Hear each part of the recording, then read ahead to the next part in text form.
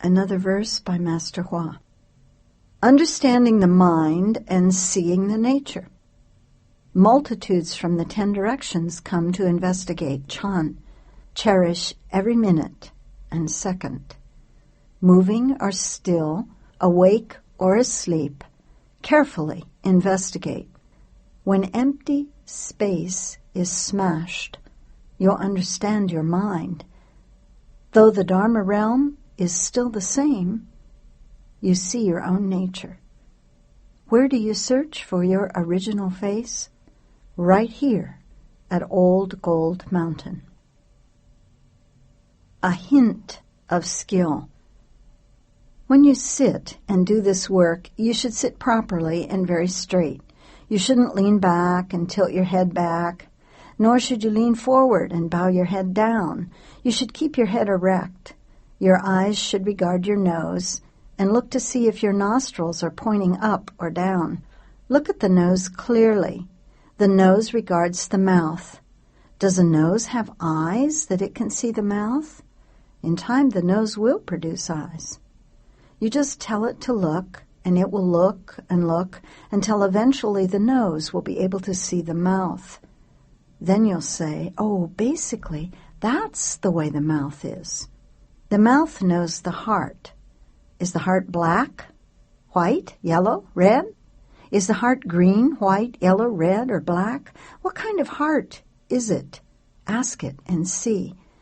If you see a black heart, then day by day you can change its color, change it to white, until it becomes the great storehouse of light that unites the Dharma realm.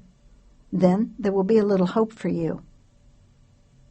When you breathe, don't use your mouth. That is, if you are able to breathe through your nose. Some people find it very, very difficult to breathe through their noses, but try. Using your nose to breathe, breathe in and put the breath behind your navel. Stop it behind your navel, not below. That place is empty, vacuous. There isn't anything there. It's just what is meant by basically there isn't anything at all. Basically, there's not one thing. That just refers to this place. You want to stop your breath at that point. When you can do that, then you will know what people mean when they ask each other, are you able to link your breath? Can you link your breath? That's a very important question. If you can link your breath, then the outside breath is just the inside breath, and the inside breath is just the outside breath. So someone who has the way can cease his outer breath, and yet his internal breath moves. Although no breath is coming in and out of his nostrils or his mouth, every pore on his body is able to breathe in and out. He looks like a dead man, yet he's dead and not gone. What does that mean? It means he's living, but he does not need to use his outer breath because the internal breath has come to life. When someone gets to that level of skill, then the eyes see forms, but inside there is nothing. The ears hear sounds, but the mind does not distinguish them. Contemplating within, one finds no mind. Contemplating without, one finds no forms. Looking into the distance, all the myriad things are empty. But when a person reaches that point, he should not think that he's such great stuff. What's being experienced is a preliminary expedient. It's a glimmering of light ease. One should not mistake a thief for one's son and think that because of this bit of light ease, one has become peerless. What's so peerless about that? Anyone who thinks that way is really shameless. Such a person has failed to recognize himself. Getting a little hint of skill, he's become satisfied. In fact, he's still miles away from Buddhahood. So the lesson here is, don't obtain a little and be satisfied with that. Don't be like a child who becomes overjoyed by one little piece of candy. That kid is delighted by one piece of candy without realizing that in his own home there's a stash of sweets so vast that it's beyond conception. It's always there. It's just that he's unable to get a hold of it and eat it. That's the way it is with people who get a little and are satisfied. Question. Why is it that one sees but does not see? Answer by the Master. It's because one is reflecting and being introspective. Question. Why is it that one listens but does not hear? Answer by the Master. It is because one is turning one's hearing inward to listen to one's inherent nature. Question. Why is it that one sniffs but smells nothing? Answer by the Master. It's because one's body and mind are collected so that they are not turned by the objects of scent. Question. What kind of states are real? Answer by the Master. States that occur before a thought has arisen are real. Once deluded thoughts wiggle their way to the surface, you have already begun thinking about what you would like to see. Consequently, most of what you perceive is false. Master's verse for starting a Chan session. Continuously, without a break. During this Chan session in 1978, be neither fast or slow, and don't be nervous. Perpetual diligence and undaunted vigor will bring you soon within the reach of Buddhahood. Suddenly, step by step. Sudden enlightened understanding comes through the Chan of the thus come ones. Sudden enlightened understanding. Most people interpret the meaning of sudden here as instantaneous, but in the context of this verse, it should mean right now. So what's the difference between instantaneous and right now? Well, instantaneous lacks a before and after. It is not connected with anything previous, nor with anything to come. One gets enlightened instantly. It has nothing to do with what has gone on before or with what is going to happen later. It's very abrupt. Right now means at this moment, but it is different from instantaneous. Right now still has connections with both past and future. It is not cut off from what has gone on before or with what is going to come after. It means right at this moment. Instantaneous has a sense of being cut off. Right now is not cut off. That is an analysis of those words. For most people, sudden enlightenment means awakening very fast, and so they explain it as meaning instantaneous. But if we look at the word in detail, sudden means reaching a certain place. When do we reach there? We reach there based on where we were before. From where we are before, we reach there step by step. It is certainly not the case that without taking a single step, we get enlightened. That is not the meaning of sudden. Off by a hair's breadth to start with, we'll miss by 1,000 miles in the end. Thus, most people explain sudden enlightenment to mean instantaneous awakening. But that seems to imply that they never cultivated before and they need not cultivate in the future. They're finished. But that is not the meaning. Sudden actually means that a person cultivated before and now, reaching this point, he becomes enlightened. But after that enlightenment, he must continue to cultivate. The noumenal principle can be awakened to suddenly, but the phenomenal aspects of the principle must be cultivated gradually. Now, why do I say that? We should know that everything has to be logical. Things in the world follow logical progression. Take a large tree, for example. When did the tall tree first sprout? Oh, probably several hundred years ago. A tree cannot be that large, that tall, on the day it sprouts. Trees are like that, and so are people. We gradually grow as we age until we reach adulthood. In China, adulthood is marked by being capped. When is a person ready to be capped? A child is born and progresses from being a 1-year-old to being 20 years old. At 20, that person is considered an adult. He is capped. Now, a person cannot be 20 years old when he is first born. Comparing that example to sudden enlightenment, the same principle applies. Sudden enlightenment is the culmination that comes from gradual cultivation. It is not that someone immediately awakens without having ever cultivated. Even if he didn't cultivate in the previous life and became suddenly enlightened in this life, it would still mean that he had cultivated in the past in order to reach this point. In this life, his conditions are mature, and he suddenly becomes enlightened. That is why I say that sudden enlightenment comes from gradual cultivation. And after enlightenment, one still has to cultivate gradually. We cannot say that the enlightenment is immediate and has no connection with what came before and what will come after. Sudden enlightened understanding. Enlightened understanding means awakening, becoming clear about the principle. But after you understand the principle, you still have to cultivate. If you do not cultivate, then the awakening is of no use at all. Let us use the example of putting together a computer.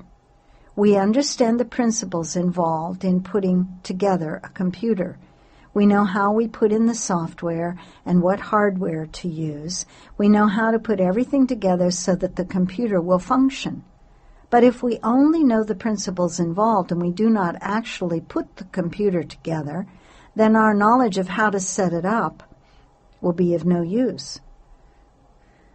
So after understanding the principle, we need to go ahead and put the computer together. Only then will the computer exist. Before the first computer was assembled, I am sure that many people had the idea of assembling a computer, but they never got around to doing it. All they did was think about it, but nobody went ahead and invented it. If you understand a principle but you do not apply it, you do not put it into practice, then nothing actual will come of it. If you become enlightened, you still have to actually cultivate. Even more must you apply effort. Those of old said, before you understand the great matter, it is as if your parents had died. After you understand the great matter, it is even more as if your parents had died. Before you understand the great matter means before you get enlightened. After you understand the great matter, after you are enlightened, you are even more serious than if your parents had died.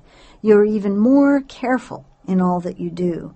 That is what getting enlightened is like. After we understand the principle, we must strengthen ourselves even more and keep on pushing forward in our cultivation.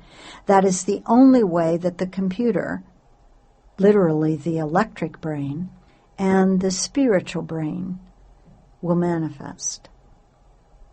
The quote says, sudden enlightened understanding comes through the chan of the thus come ones. Thus come one is one of the 10 titles of Buddhas. The other 9 titles are worthy of receiving offerings, one of proper pervasive knowledge, one who has perfected clear conduct, well gone one who understands the world, unsurpassed knight, regulating hero, teacher of gods and humans, Buddha, world-honored one. Adding the title Thus Come One makes 10 titles of Buddhas. Originally, every Buddha had 84,000 titles, but that was too much. People could not remember them all. Gradually, the Buddha's titles were reduced to 10,000, and then they were reduced to 1,000, and then further reduced to 100. Even then, people still found that there were too many. They couldn't remember 100 titles for the Buddhas. Even computers might freeze. So they came down to the 10 titles listed above. These 10 titles are shared by all Buddhas. The path all Buddhas traverse is the same. All Buddhas are equally entitled. It is said the Buddhas of the 10 directions and the 3 periods of time share the same Dharma body. Therefore, they also share the same 10 titles. Thus come one. Thus refers to the principle. Come refers to the specifics. That indicates how the noumenal principle and the phenomenal specifics are not obstructive of each other. Thus also means riding on just such a path. They come to realize proper enlightenment. Essentially, the Buddhas do not come, nor do they go, because the Buddha's Dharma body pervades all places. They do not come nor go. Chan refers to dhyana, a Sanskrit word that means stilling thought. Stilling means becoming tranquil. Thought refers to mental processes. Chan can diminish our thoughts so they do not move so much. Movement of thoughts is the manifestation of false thoughts. No movement is the true mind and proper thought. Thus we should still our thoughts so that we do away with false thinking. Chan also means cultivation of reflection. You ask, since stilling thought means getting rid of all false thinking, how could there be any reflection going on? Reflection seems to exist and yet seems not to be there. It does not necessarily exist, nor is it necessarily not there. Reflection is actually the investigation that goes on in Chan meditation. When you investigate a meditation topic, for example, you are supposed to investigate the topic and not investigate what might follow. The investigation of the topic, that is, the moment before it becomes put into words, means you focus on the point before language starts to take over, before anything is said. Does that investigation have any thought in it? No. It merely investigates the topic. Investigation is like using a chisel to drill a hole or a drill to dig a well. You drive a drill into the ground and drill in further and deeper until you make a hole. The process of drilling a hole is like the process of investigation. The difference being that the process of investigating Chan is devoid of visible form, whereas drilling a well is a visible process. Nonetheless, the tangible can be used to represent the intangible. You drill and drill. Even when it seems you can't get in, you still keep drilling. When at some point you drill through, then you have a breakthrough in your investigation. That's what we call investigation. But what is investigated? The investigation pertains to cultivation of reflection. That is Chan, the Chan of the thus come ones, which is devoid of false thought, devoid of deviant thought, devoid of confused thought. Only proper thought is used to investigate and drill that hole. When you have actually broken through, then you become enlightened. That is called having a breakthrough in your investigation. The skill that brings sudden enlightened understanding is itself the Chan of the thus come ones. Question. Master, if you were to say that you were enlightened, would that mean that you are not enlightened? Answer by the Master. If I were to say that I am not enlightened, it wouldn't mean that I'm enlightened either. Why do people have to say they are enlightened?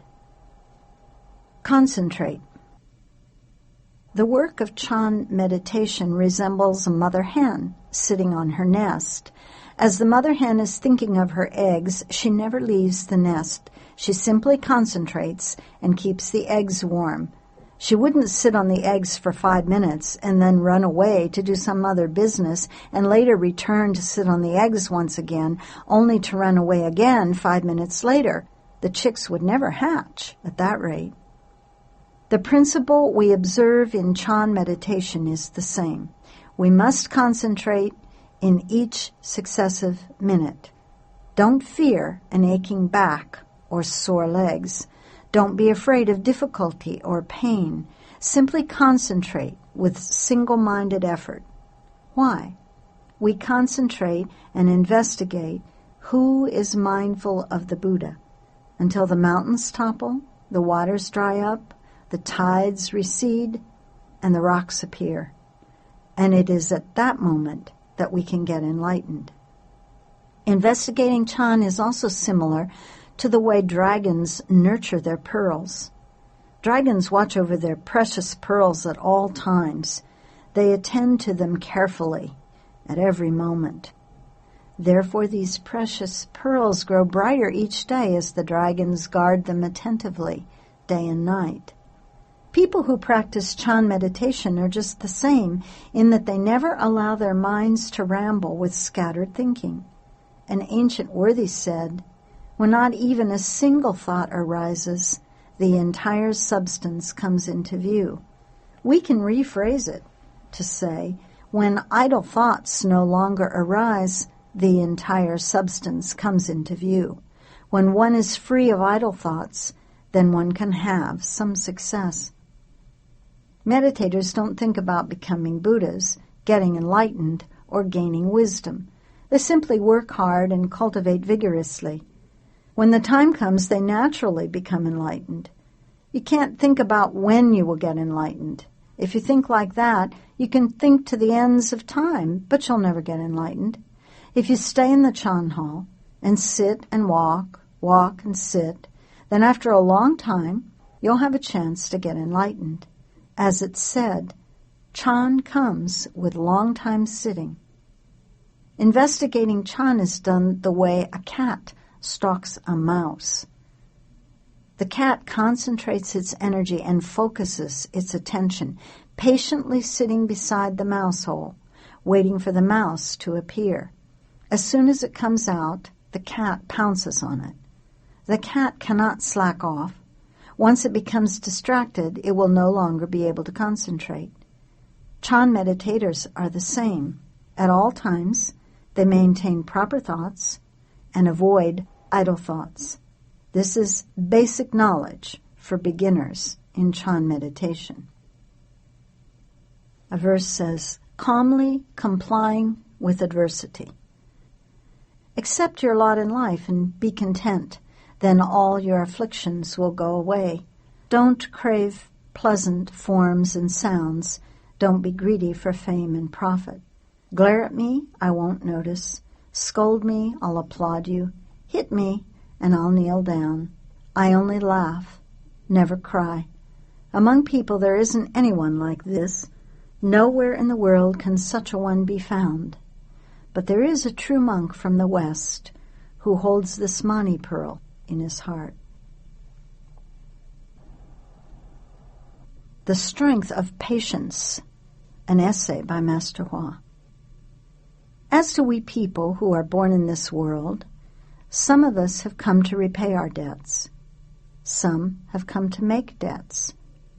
Some have come to cultivate the way. Some have come to create karma. Some have come for fame. Some have come for profit. Some have come for food.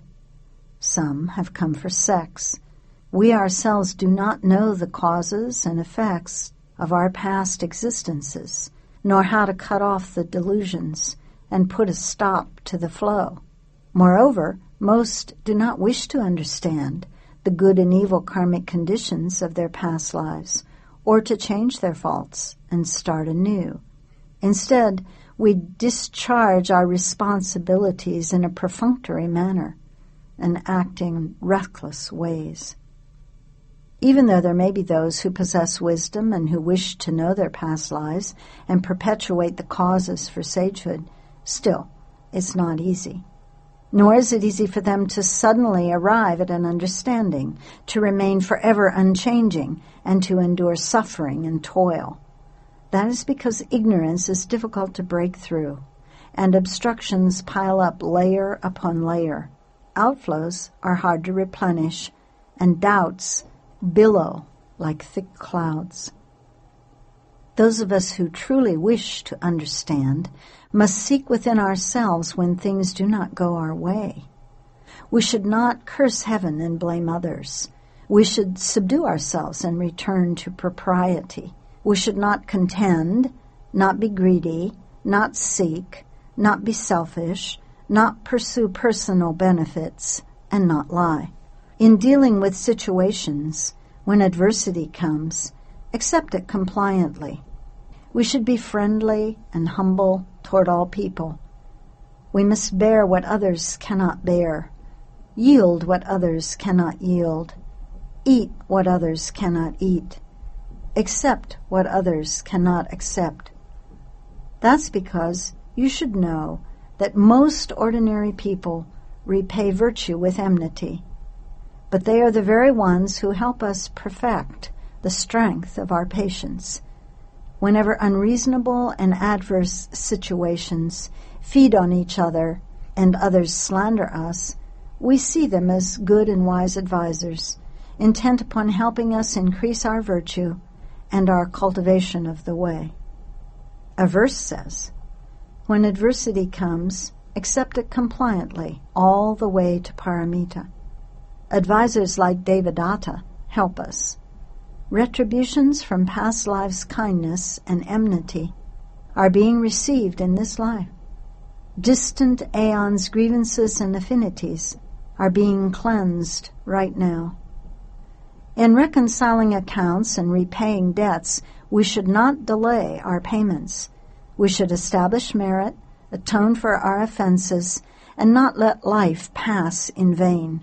Clearly understanding good and evil, be careful about cause and effect.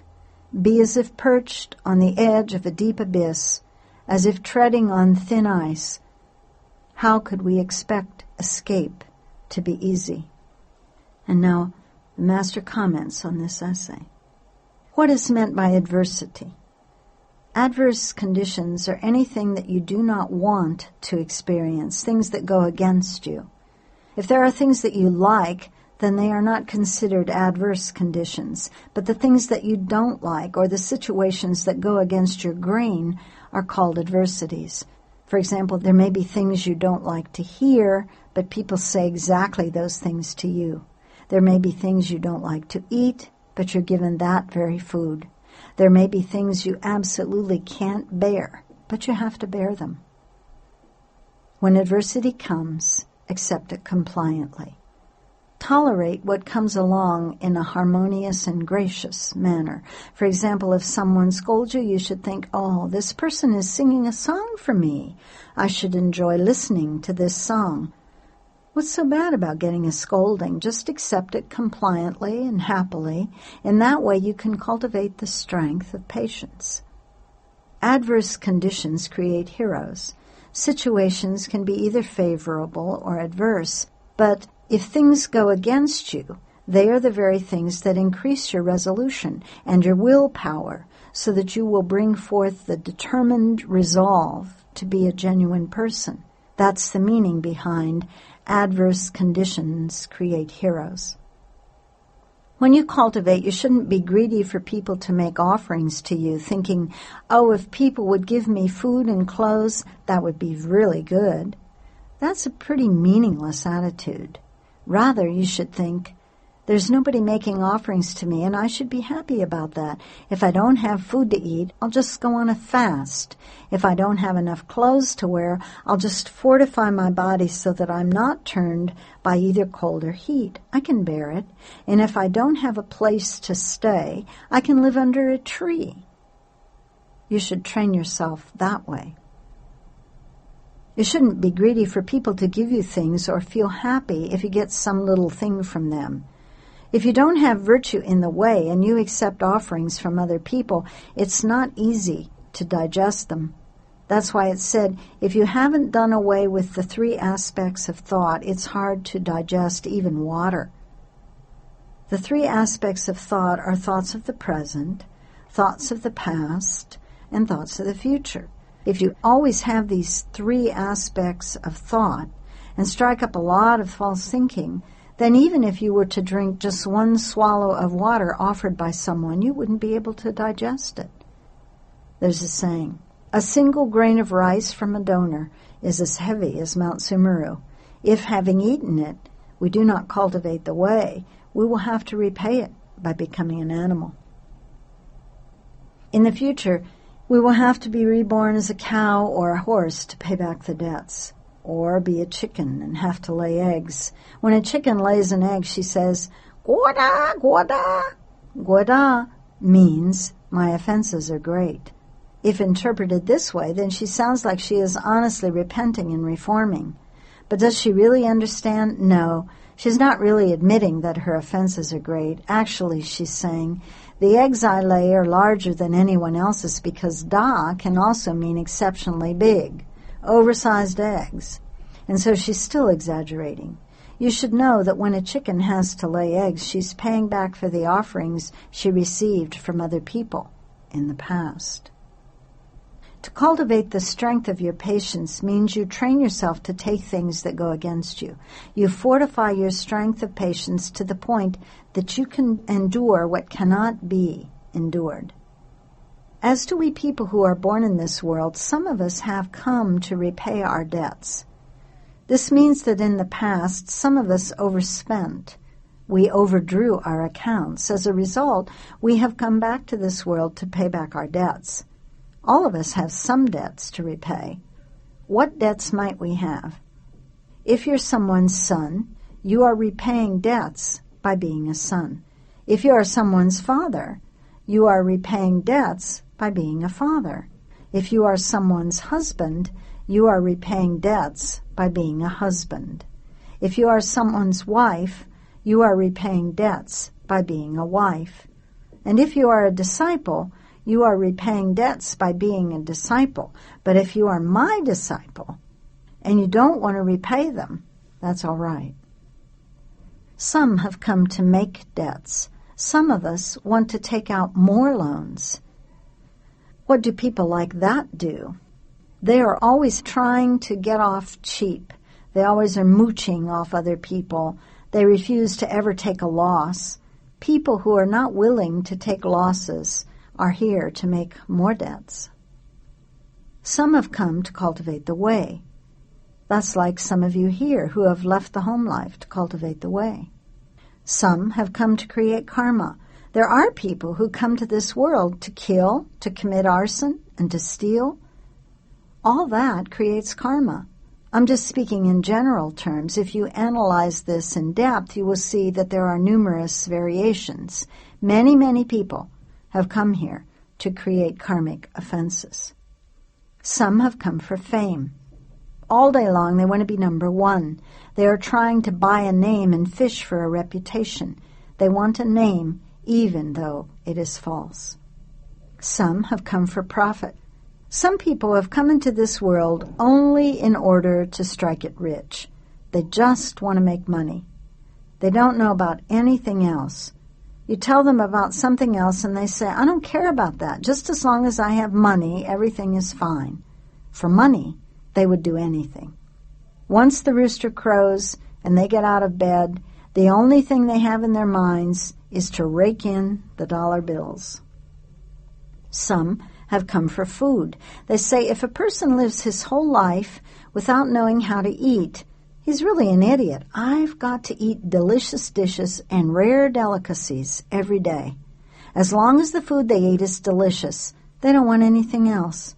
Just take a look at the way pigs eat soybeans. If you feed them soybeans, they shove their snouts right into the soybean mix, flapping their ears up and down. In the past, I've fed pigs, and I know the way they eat. The way chickens eat is to peck at their food nonstop, to the point that they entirely forget everything else. Some have come for sex. They think that the pleasure between men and women is the greatest pleasure, that there's nothing higher. If they can't enjoy that pleasure, they feel they might as well die. We ourselves do not know the causes and effects of our past existences, nor how to cut off the delusions and how to put a stop to the flow. Most aren't willing to cut off the flow of birth and death. Moreover, most do not wish to understand the good and evil karmic conditions of their past lives. They don't want to learn about what karma they have created and what effects they will reap. For example, a good act will reap a good result. An evil act will reap an evil result, but most people do not wish to know these things. They just go about life in a very muddled way. They don't want to change their faults and start anew. They would never say, the reason why I'm going through so much suffering now is because in the past I didn't cultivate. And so now I will change my faults and really cultivate well. They wouldn't do that. Instead, we discharge our responsibilities in a perfunctory manner and act in reckless ways. They say, just live day to day, just muddle along. They are sloppy and casual. Even though there may be those who possess wisdom and who wish to know their past lives. Now, there may be people with some wisdom who want to know about their previous lives. Someone may find out that in his last life he was a dog because in times past he always liked to fight with people. He liked to bite people. Wise people will want to know their past lives and perpetuate the causes for sagehood. Say in the past they planted causes that will lead to sagehood, and so in this life they want to continue those causes. But still, it is not easy. Nor is it easy for them to suddenly arrive at an understanding, to suddenly understand their past lives. Nor is it easy for them to remain forever unchanging. That is, they may think, no matter whether I get a response or not, I'm still going to cultivate. I'm going to be forever unchanging. But it's not easy for them to endure suffering and toil. Most people would say, I've already taken too much of a loss. They don't wish to endure suffering. That is because ignorance is difficult to break through. Ignorance is very hard to smash. And obstructions pile up layer upon layer. There are so many obstacles that impede our cultivation. Outflows are hard to replenish. Our outflows are like a leak in a bottle. You can fill the bottle up, but the water leaks out again, and doubts billow like thick clouds. You talk to people about Buddha Dharma, and they start having doubts. They say, is it really that way? Their doubts are as thick as clouds. You talk to them about the truth, and they don't want to believe it. Just now, someone said that he doubted whether virtue in the way, virtuous behavior, was a true principle. That's really a pity. Those of us who truly wish to understand must seek within ourselves when things do not go our way. When things are going the wrong way, for example, when people are not treating you well, you should return the light and illumine within. Always return the light. See within yourself. This means find your own faults. Do not put the faults on others. We should not curse heaven and blame others. People shouldn't say heaven is unfair, people are unjust. Why is it that I'm so poor and he's so rich? We should subdue ourselves and return to propriety. This means that we should restrain our selfish desires and always comply with proper principle. We should not contend, not be greedy, not seek, not be selfish, not pursue personal benefits, and not lie. In dealing with situations, when adversity comes, accept it compliantly. We should be friendly and humble toward all people. Being friendly doesn't mean one fawns on people, trying to play up to them. It's not that when a wealthy person shows up, one makes bows and fusses over them, fawning in a disgusting manner. But that when poor people come, one doesn't even look at them. One won't pay the least bit of attention to them. That's not the way to be. We must bear what others cannot bear, yield what others cannot yield, eat what others cannot eat, accept what others cannot accept. That's because you should know that most ordinary people repay virtue with enmity. Most people in the world are quite mundane. The better you are to them, the more animosity they feel toward you, and so they repay kindness with enmity. Why do they do that? They behave that way out of stupidity. That's how stupid people can be. The kinder you are to them, the more they return your kindness with resentment. But even though that's the way things are, still, we have to be kind to people.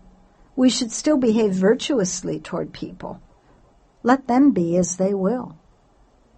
We must use this attitude as we cultivate the way.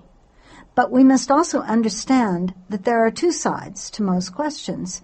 That means that every person has his or her own reasons for doing the things they do. When we cultivate, we must focus our attention on one thing. We must be sure that we ourselves are behaving correctly. But we don't need to pay attention to whether other people are behaving correctly. It suffices that we ourselves are doing the right thing. Whether other people are good to us or not doesn't matter. They may be among those who repay virtue with enmity. But they are the very ones who help us perfect the strength of our patience. If we're good to people, we should not seek a reward from them. When we bestow kindness, we don't ask for recompense. And after we have given something to someone else, we don't regret it. When we are kind to people, we don't want them to pay us back. Why? We should say, I am representing the sages. I am representing heaven and earth by holding to true principle. We should do things that benefit others. We shouldn't make other people benefit us. I want to help others. I don't need other people to help me. That should be our motto. If we want others to help us, then we will be weak and reliant. If we lack sufficient resolve, we will keep asking other people to help us. We will be sticks in the mud, listless and procrastinating. We won't be able to muster any energy. We should have a firm will. Adverse conditions mold great people. When people are not good to you, it may be because they are testing to see whether you are true. And if you are true, if you are not seeking any rewards, then what does it matter whether they are good to you or not? It's best you don't believe the principles I'm explaining, because once you believe them, you will always be taking a loss.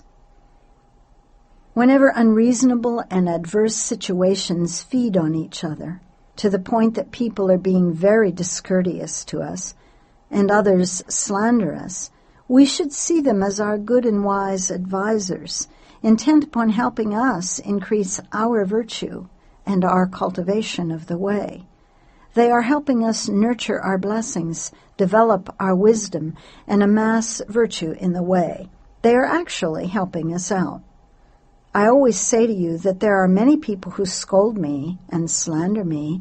Often the ones who scold me are monastics, ordained monks and nuns. I'm telling you the truth. Some people say, I haven't seen monks and nuns scold you. Well, how many monks and nuns do you know? Actually, among lay people, there are many who slander me as well. There's a saying that goes, if you don't attract jealousy, then you must be a very ordinary person. But we should look into it. Why are people scolding me? It's because they're afraid their Dharma protectors will believe in me, and then they won't have anything to eat. They think that if they scold me, then their Dharma protectors will protect their Dharma, and then they will have food to eat. And so it's a good thing. Indirectly, I'm giving to them. If they scold me, and after scolding me, they get food to eat, then isn't that a case of saving a person's life? Isn't that a good thing? And so because they scold me, they get Dharma protectors. Because they scold me, they obtain benefits. That's excellent. Buddhism advocates compassion, and this is one kind of compassion. Therefore, it's fine. I'm helping them. A verse says, what follows is a verse. I call it a verse. Gatha in Sanskrit. It's not a poem. The words don't have any rhyme, and it doesn't have to adhere to a fixed meter. These 8 lines have a looser structure. When adversity comes, accept it compliantly all the way to paramita. This is a method of crossing to the other shore. Advisors like Devadatta help us. Shakyamuni Buddha himself said, Devadatta is the very one who helped me realize Buddhahood. Devadatta was willing to fall into the hells himself so as to help the Buddha realize Buddhahood. Retributions for past lives' kindness and enmity are being received in this life. Whether people are kind to us or unkind to us is a matter of conditions from past lives. Now we should pay them back and clear up our accounts. Someone may say, I don't believe in past lives. Well, I ask you, do you believe there was a yesterday? Yes, I do. Do you believe there was a last year? Yes, I do. Well, if you believe that, that's just past lives. Suppose you killed a person last year, and this year someone kills you. If you kill someone's father, then someone will kill your father. If you kill someone's brother, then someone will kill your brother. If you scold people, then people will scold you back. If you kick someone, then someone else may slap your face. That's called repayment in kind. You say that you don't believe in past lives, retribution, but if someone were to hit you now, would it hurt? If it would hurt, then that is also a retribution. Distant aeons' grievances and affinities are being cleansed right now. Past feuds and grudges are being cleared up now. In reconciling accounts and repaying debts, we should not delay our payments. People are too concerned about progress, but can it end birth and death? If you can progress to the point that you don't have to die, that's real progress. Well, somebody says, I don't believe in the principle you're discussing. I didn't ask you to believe. You are so smart that you are unable to believe something that a stupid person like me says. We should establish merit, atone for our offenses, and not let life pass in vain. We must own up to our debts. We must pay them back. Don't drag them on. Don't seek foreign aid so that you accumulate more debts. Instead, we should establish merit and redeem the offenses we created in the past. Don't let life pass in vain. Clearly understanding good and evil, be careful about cause and effect. We should understand that if we do good, we will get a good reward. If we do evil, we will get an evil retribution. As is the cause, so is the effect. Be as if perched at the edge of a deep abyss or as if treading on thin ice. How can we expect escape to be easy? It's as if we were approaching a deep abyss or treading on thin ice. It's very difficult to get out of cause and effect. We have to be very careful. Now someone is saying, Dharma Master, I don't believe a single sentence of what you said today. Then I haven't uttered a single sentence. Question. Please explain one's character is naturally noble when he seeks nothing. All the victories that have been won since ancient times are solely because of patience. Answer by the Master. Don't expect anything from people. Patience means that one bears what one cannot bear. However, a master cannot be completely tolerant of his disciples. He has to use both kindness and toughness. He spoils his disciples by being too patient with them. You've got to walk that road yourself. Let me explain a bit more. When someone certifies to the actual appearance of things, then it is as if he has taken a bath and washed away all the dirt and filth. You wash clean, and the karmic offenses disappear. But you have to wash yourself in order to get clean. This is just what Great Master Shun Xiu said. The body is a Bodhi tree, the mind a bright mirror stand. At all times wipe it clean. Let no dust alight. When you can do that, you are traveling the road that leads to certifying to the actual appearance, devoid of people and dharmas. But you have not yet arrived at that. However, the 6 patriarchs said, basically, Bodhi has no tree. He already didn't need a Bodhi tree. The bright mirror has no stand either. There's no need for a mirror on a stand to shine and reflect. Originally, there's not one thing. Reaching the point at which not a single thought comes up, the totality is revealed. There is nothing at all. Where can the dust alight? Where would any dust settle? The dust represents karma. It becomes empty. But you have to walk the road of cultivation to attain certification. It is not enough if you just listen to it or talk about it. You have to be mindful of it and personally practice it every day. You can investigate Chan, learn the teachings, study the Vinaya, or cultivate other Dharma doors. You must actually cultivate. If you do not cultivate, you will never attain certification. Nothing is gotten without effort in this world. I do hope all of you will not be irresolute and give up on your own future. I do hope that you will not fail to cultivate or decide to stop halfway down the road and drag your heels so that you cannot go forward. This verse was for ending the 98-day Chan session in 1971. Recognizing the true you. 14 weeks of Chan are now over, but have you seen your true face? In the days to come, work hard, be diligent, with no dwelling and no thought, awaken to non-production. No place for competition.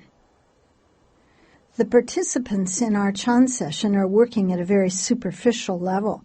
They've turned meditation into a contest to see who'll win first place. They are thinking, if you meditate for 3 hours, then I'll meditate for 5, so that I can keep the upper hand. If you let such thoughts control you, can you really expect to get enlightened? Even if you sat still for 80,000 great aeons, you'd still be unable to understand your mind and see your nature. And why is that? Because you have thoughts of victory and defeat. There's a verse. Fighting brings an attitude of victory and defeat that stands in opposition to the way. Further, it provokes the 4 marks, which sends samadhi power far away. This verse warns cultivators not to fight, to be number 1.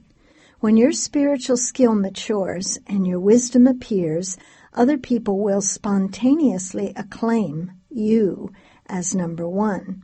Then you can be considered truly number 1. But if you contend to be first, then your attitude of victory and defeat stands in opposition of the way. Cultivators of the way should be like water, humble and modest, neither contending for merit nor striving for virtue. They bestow advantages on others and keep the disadvantages for themselves. It was Lao Tzu who said, "The highest kind of goodness resembles water. As it benefits all things and never contends, it stays in places that most people despise, and thus it resembles the way."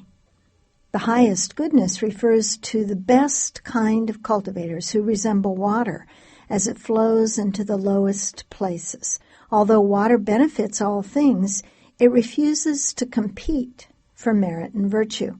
Whether it is birds, fish, beasts, plants, or creatures born from wombs, eggs, moisture, or transformation, water treats them all with equal kindness and gives them all whatever they need. Cultivators of the way should be just like water, in that they should regard all living beings as their parents from lives past and as Buddhas in the future. We make kindness and compassion our duty and expedient resourcefulness our practice as we rescue living beings from the sea of suffering.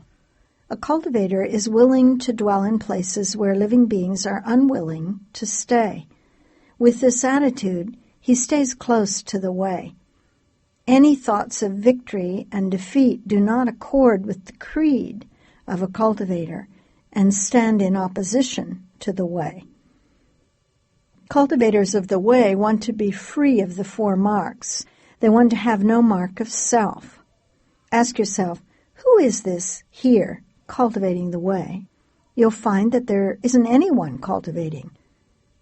They want to have no mark of others. They have no thoughts of competing with others. They want to have no mark of living beings. Since they have no marks of self or others, quite naturally the mark of living beings is also emptied out. They want to have no mark of lifespans. Since the mark of living beings has been emptied out, how could there be any mark of lifespans? But once you indulge in thoughts of victory, those 4 marks will appear. Once they arise, how can you attain proper concentration and proper reception? Why don't you try this out in practice? In a word, anyone who maintains the 4 marks is an ordinary person. Anyone who can be free of them is a bodhisattva. Cultivators should remember this verse from the Vajra Sutra. All things born of conditions are like dreams, like illusions, bubbles, and shadows, like dewdrops, like flashes of lightning. Contemplate them in these ways. Anything with shape or form is considered a dharma born of conditions. All things born of conditions are like dreams, illusory transformations, bubbles of foam and shadows, like dewdrops and lightning. They are ephemeral. Contemplating everything in this way, we will be able to understand the truth, let go of attachments, and put an end to random thoughts. The Vajra Sutra also says, past thoughts cannot be obtained, present thoughts cannot be obtained, and future thoughts cannot be obtained. Why can't we get at past thoughts? Because they've already gone by. What's the point of worrying over them? Why can't we get at present thoughts?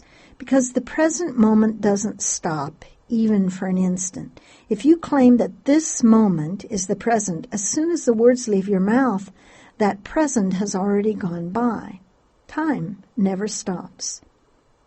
Why do we say that the future thoughts cannot be got at? Because the future hasn't arrived yet. You may admit that it hasn't yet come, but right then it arrives, and so the not yet come doesn't exist either. Therefore, the past, the present, and the future are 3 thoughts that cannot be possibly attained. If we can cultivate according to the Dharma that the Buddha spoke, then straight away we can realize the state of nirvana. Cultivators of the way must use proper knowledge and views as their standard and cultivate vigorously. Our goal is to leave behind the mark of speech so that there's nothing left to say. We also want to leave behind the mark of the mind and its conditions so that there's nothing left to climb on.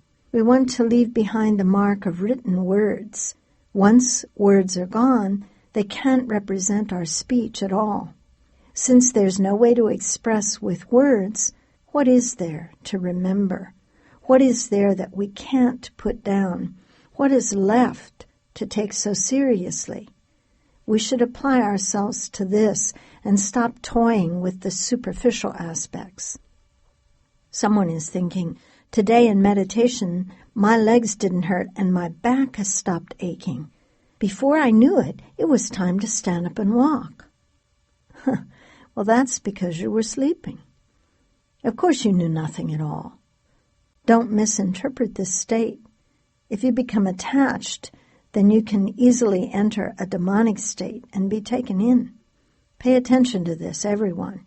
Pay no heed to external states. Ignore them completely. Let states come and go naturally. Don't let them influence you one way or the other. The Shurangama Sutra explains this matter quite clearly. I hope that all Chan meditators will look into the details of the 50 skandha demon states of that sutra, which are explained very thoroughly. The Shurangama Sutra serves as a precious mirror for Chan meditators, and every cultivator of the way ought to be thoroughly familiar with it. Verse ending a Chan session. Wield the wisdom sword.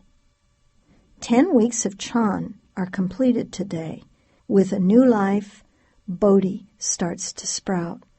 always wield the Vajra wisdom sword, vertically, horizontally, and in the north, south, east, and west.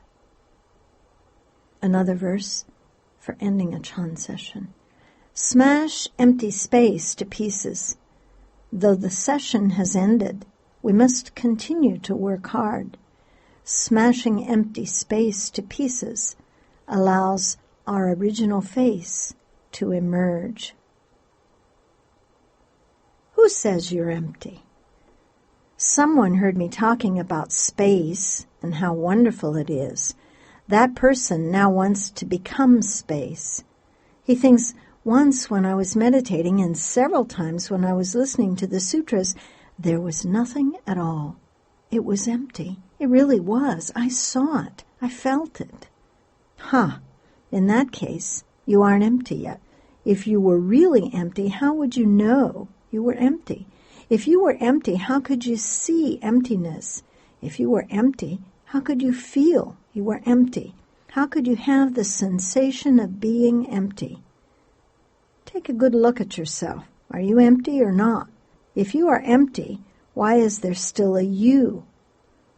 How can there be the notion of I feel? Is that empty?